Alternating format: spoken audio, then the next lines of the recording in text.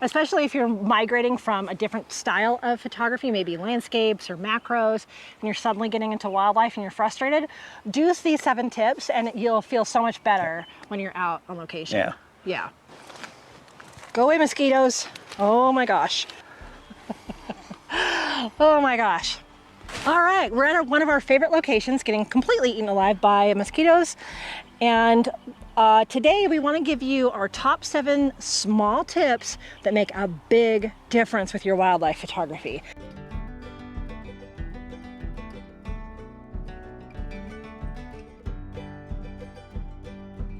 And how'd you word this earlier?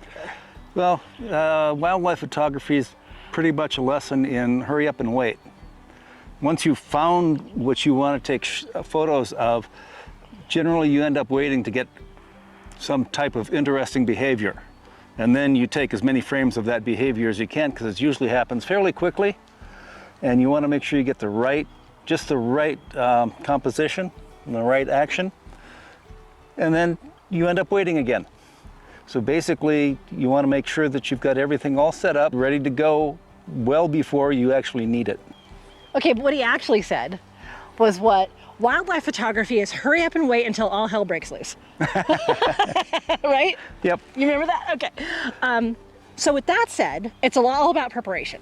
Mm-hmm. And so these are really, really simple things. You do not need to, buy anything fancy. This is stuff you can already do. Steve, take it number 1. Number 1, fast cards. The faster your memory card, the less buffering you're going to get. So when you start taking, basically you've got a high frame rate set up so that when you get, for instance, that bird just taking off for flight, you get lots of instances with different wing positions. And you can take images, frames, much faster than it can store to the card. So the faster the card can accept the information, the faster the buffering will be done and you're ready for the next sequence. Yeah, I had 2 SD cards go bad recently, and I just bought some new ones, and my minimum was 300 megabytes per second. And that's because I didn't want to make the jump quite up to the, what's the other card called? Oh, I'll put it on the screen. It's just expensive. Yeah, CF Express. Sony takes a very particular one. I shoot Sony A1, Steve shoots Sony A7R4, so I can shoot really fast and he can shoot really big pictures. So we need that at least, if you're looking for new cards, at least 300 megabytes per second, and then however much you think you're gonna need for space. I don't shoot a ton of video on these, so it just needs room for all the images, full raw images. Yeah. Yeah, good tip. Number 2 is a fresh battery. Now, Steve's not so sure about this, but I find when my battery depletes even 30% down, if I'm say 70, everything goes a little bit slower. It's noticeable for me. Now, he's famous for letting his card get all the way down to like 20% battery. And, I just don't pay attention. Well, okay, but if I let my camera, the A1, get all the way down to 20%, it really does not function well. It's not as fast. So having full fresh batteries, and we have between our 3 cameras, they all take the same battery. I think we have 8. We probably have 8 batteries, but I would say minimum 2 or 3, especially if you're in extreme temperatures, especially cold. Oh, yeah. Yeah, and have nice, fresh, check your batteries every time, and that actually will make a difference. So test it out for yourself. Let us know in the comments, because I've actually noticed it in all kinds of scenarios. Let us know what you think. Yeah, because it's a little bit contested between the 2 of us. I've not really noticed it that much, but I'm probably not paying a lot of attention to it. Number 3. Number 3, back button focus. What can I say about this? The thing about back button focus is it gives you control on your focus without having to accidentally push the shutter. So you have 2 different mechanisms, one for focusing, one for shutter release. And that gives you a lot more control, especially when you start playing with different types of focusing, say tracking, or you've got continuous focus, or you just do a single frame focus. They all have different behaviors. And they can all be the behaviors can be optimized using back button focus. But I think the biggest thing about back button focus is it gives you individual control over two different behaviors of your camera in two different fingers. I think it does make it so your camera doesn't have to think of everything all on that one button. And I want to just backtrack a little. Can I switch you? You can hold that for a second. When we're talking about back button focus, instead of using the shutter release button for shutter release and focusing, assign one of the buttons on your back. Usually it says something that's like AF, autofocus on. You can program that so when you push that with your thumb, it's always focusing. And then when your moment comes to take the picture, then you only use this button to trigger the camera to take the actual picture. So it's not so much for your camera to do all at once. Yeah. So it actually is a little bit faster. Okay. Because, and here's kind of why I know that, because I was adamantly against back button focus for years and years and years. I was like, no way. I have to hold this camera and do all these things with my portrait photography business. Like, how am I going to do that? These are heavy. But once I started really into wildlife, I was like, okay, I get it now. I totally get it now. Because like you're saying, like you can track it and then take the picture. Yeah. And it's going to be in focus. So that's a big one. And there are actually instances too where you can set your focus on where your target's going to be. Yeah. And then leave it set on that so you don't have to worry about focusing as your target goes through that frame, through that composition. That's true. So you can program your shutter release on most cameras to not focus again. Yes. So turn off the focus if you're going to do it like that. I think I have mine either way, just in case. So back button focus, have that set up. Number 4 is to have your camera out and ready. A lot of times we're hiking, we're going down a trail, even if it's just a little ways, half a mile or something. I can't tell you how many times I'm like, oh, that would have been good, but everything's packed in my bag. Have you noticed that too? Generally, I don't pack my camera in my bag. I carry it. Probably because that's why. Because you don't know along the trail when you might see something. You might have this vision in mind of where you're going to end up, but there could be something cool along the trail. That makes it a little more difficult with these heavy setups. You know, I have my hip thing. I try not to walk too far with that on, but it always happens. There's all kinds of carriers that will help you with that, but have it out and ready. And the other thing with that is that you will actually stop to take more photos. And I don't have this on the list, this is a bonus, you're welcome. Is that if you have your camera out and ready, not only are you ready for any kind of activity along the trail, but you just will not stop when you're on the trail to take it out of your bag. Yeah. A lot of times I'm just like, oh, I'll set it up when I get there, and you're missing a ton of shots. Number 5. Number 5, be okay with high ISO. The most important thing about high ISO is you can get fast shutter speeds. And that way you can capture activities much more nicely, more precisely. And given the modern cameras today and how well they work with ISOs, there's really not much of an excuse not to be able to get it up around 800 to 1000. Again, you have to work with your camera.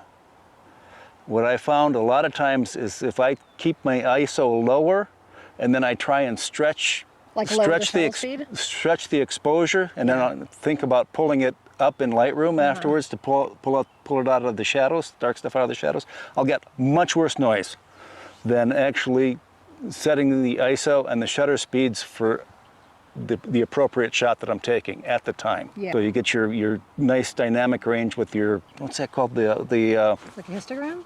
The histogram, with your histogram centered as to where it should be. And we say this because we know a lot of you are like us, and you're at a certain age where you did not raise ISO because the initial digital cameras for a long time did not do well with high ISO. And many of us are still very leery of that. So if you have a camera, 5 years old or newer, you can push the ISO farther than you probably think. Yeah. And then yes, you're gonna freeze the action, you're gonna have a better exposure to go into your software with after the fact. You're right. And worst case, modern photo processing software has got some pretty good denoising facilities. Lightroom just came out with one. And it's okay, it takes a lot, it processes too long on my computer, but Topaz denoise is great. But you know, you can kind of avoid that if you give yourself permission to go to a higher ISO. Number 6, program and memorize the buttons on your camera. So I think I've mentioned this before. I followed Mark Smith Photography, and he had a whole setup guide for wildlife photography on the Sony A1, and I just watched that video all the way through and set all my buttons very close to that. I also am a portrait photographer, so I changed it around a little. But if you can program the buttons exactly how you're going to use them, you never have to look at it. Like, if you know this is for shutter speed, this is for aperture, this is for ISO, this is for bird eye auto, eye focus, and this button is for tracking versus single point. I know where every single one of those buttons is on my camera without ever moving my eye from the eyepiece or doing anything else. I know exactly where they are. That saves a ton of time, right? Okay. Now, having said that, once you do that, practice, because you want to be able to hit the buttons that you want to change the settings without really thinking about it. You just want it to be an automatic response. Because it's going to be in that moment. Yeah. And especially if you're not going to have time to think. Yeah, especially if you're using the earlier tip where you have your camera out and ready and you're walking through trees and then a meadow and trees and a meadow. So you're like in shadow and full sun and shadow and full sun. You want to be able to go, you know exactly where the buttons are and you can get the shot and you're not like, oh no, that was so overexposed or under and I should have known better. Like, yes, exactly. Program everything to what feels comfortable to you and the things you use the most, and then practice like mad. Yep. Yeah. Okay, number 7, Steve, last one. Number 7, take test shots. Oh, my favorite. Take test shots when in your environment. Check your settings, make sure they're all optimized for the environment you're in. And I really have problems with this because when I get done shooting, I don't put all of my settings back to a default situation. So every time that I go into a new area, or even after a couple of hours, the light shifts, I need to remember to take a test shot so that when the activity happens, sorry, bird, osprey coming through. You're ready. You don't have to adjust a lot of settings. Maybe a quick shutter speed or something like that. That's true. So the idea is, like, say you got to the spot you're envisioning and you're expecting to see maybe a deer walk out of there or like an osprey just flew overhead. Once you get there, if there's nothing there, set up all your settings as if there is. Mm-hmm. That is so good, because I used to be so much better at that, like resetting back to some kind of basic setting when I'm done with a shoot, but I'm not as good with that anymore. So that would kind of be a bonus tip, that if you can remember, have some kind of a mid-range default setting when you're done with a session. Put your shutter speed, aperture, and ISO, and maybe white balance back to something kind of neutral. And so when you're out in the field, you're not too far from those settings. That's a really great tip if you remember it. But if not, yes, once you get to your location, pretend that animal's there. Even if you do set it to have a default setting that you leave your camera on, you need to test that. True. In the current shooting situation. Sure, right, because summer it's really bright. And You got whether you're in shadow or full light, blah, blah, blah. We just saw an osprey fly overhead. I'm so distracted. I apologize for how look, birds. Mm-hmm. Oh, you know what we're talking about. So that's our 7 small tips that make a big difference in your wildlife photography. I know there's a bunch more, and if you have some, we would love to hear them in the comments. Mm-hmm. Yes. I forgot what I was going to say. Oh, snap. Well, we're getting to the close, so close with what we opened with. So hurry up and wait, and then all hell breaks loose. That's the whole environment, if you will, or paradigm of wildlife shooting. Okay, is it coming in? It's coming in, it's coming in. Oh, that osprey wants the fish the eagle caught. You get to where you want, then you kind of keep time, keep patience while you wait for the right behaviors that you want, interesting behaviors of some sort, and then you take as many frames as you can of that behavior. Yep. Yeah, especially if you're migrating from a different style of photography, maybe landscapes or macros, and you're suddenly getting into wildlife and you're frustrated, do these 7 tips and you'll feel so much better when you're out on location. Yeah. Landscape, I've seen lots of landscape photographers on YouTube, And they'll go out and they'll spend the whole evening out there and get 1 or 2 shots, maybe 3 or 4 the shots. landscape, yeah. Yeah. And it's like, no, you get activity, you push that button, shutter button down, and you hang up, you leave it there until the behavior's done. It's really different. Yeah. But it's just so much fun. Yeah, I love wildlife photography. So you probably love wildlife photography too. If you're here on our channel, we appreciate you. If you're not a subscriber and you love stuff like this, we cover camera tips, Sony stuff, and Rocky Mountain National Park. And this is the kind of stuff you're gonna get with me and Steve goofing around out here, swatting away mosquitoes. Yep. Yeah, so thanks for joining us. We'll see you in the next video. Yeah. Yeah, if we still have red blood cells from the mosquito. Yep. Attack! Attack! Attack! Okay. Oh, but the light's getting good. Yep, I know. Oh, we should have brought bug spray. We really should have brought bug spray. Oh God, nobody bite me.